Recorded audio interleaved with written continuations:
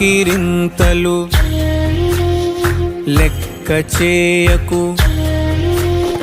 వెక్కిరింతలు లెక్క చేయకు. పళ్ళున్న చెట్టుకు అలవాటేగా, కలత చందకు చందమామకే ఏటేట చవితికి నిందలేగా.